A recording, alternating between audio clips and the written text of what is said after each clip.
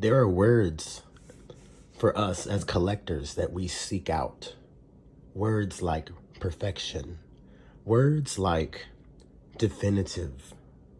Those words sometimes, actually very often, do evade us. But sometimes, on rare occasions, we find it. This is MP29. This is the masterpiece Shockwave. It is perfect.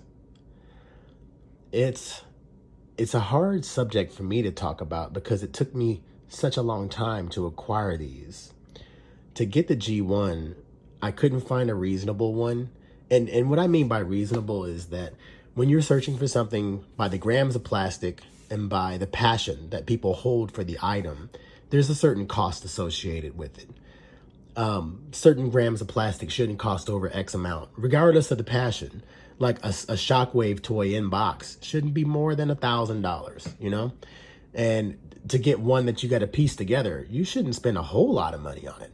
Well, these evaded me for quite some time. When I was real young, one of my friends had a Shockwave, and I loved that toy. And I never had one. So as an adult, I went to acquire one. And at the same time, I was in collecting Masterpiece. I'm trying to do something for myself that a lot of people have already done. They've collected Masterpiece and they've collected the G1s together. So that way they could have this ultimate Takara collection. And I've surpassed the idea of that now because some third parties are so good that it doesn't have to be a Takara. I would prefer it to be a Takara, and if they come out, I'm going to buy them. But they don't have to, you know? They don't have to. Well, luckily for me, this is a Takara matchup.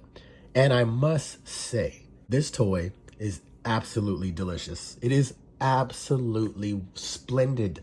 I'm running out of words for how much I'm enjoying this hobby. I really, really am. It's amazing. I say it all the time. So the original is a great toy. You know, as a child, it was fantastic. That's why I wanted it and I never got it. And I remember fondly just wanting this thing. And it doesn't, it still impresses me as an adult. It still does. It's a lot of engineering that goes into it. And yes, Takara has their label on this, but we all know that this was one of the buyouts. They bought this company's toy and they sold it under the Takara Hasbro logo to use it as Shockwave. I got that. But it's cool. It's very cool. It's still, to this day, it is very cool. You know, here, going back and thinking about all the things that this thing represents. The rub stickers. The rub stickers on there. Like as a child, it's just great to even do it now, to grab a rub sticker and rub your thumb on it and get the heat on it and see it change. You know it's a Decepticon, but still, it's a fun gimmick. Just added extras. The Masterpiece does something spectacular for me. So it takes all this mechanical detail that was actually in the real toy as an electronic board for the sounds, and it makes it into this kind of like detailed oriented display. It's not a functional thing, but it's gorgeous that it's in there. They have done their job twice, by the way. For this particular character, they won this shit twice. They won it with the G1, which was an acquisition, and they won it with the Masterpiece. It looks, its cartoon representation is phenomenal, man.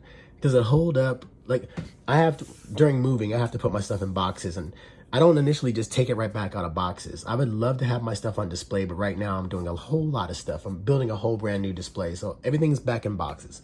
And when I bring it back out of boxes, it's like getting it for the first time, you know, getting reacquainted with it, falling back in love with it, understanding why I purchased the thing in the first place, and just bringing them back out for these kind of little short videos just to get to look at them. It's fantastic.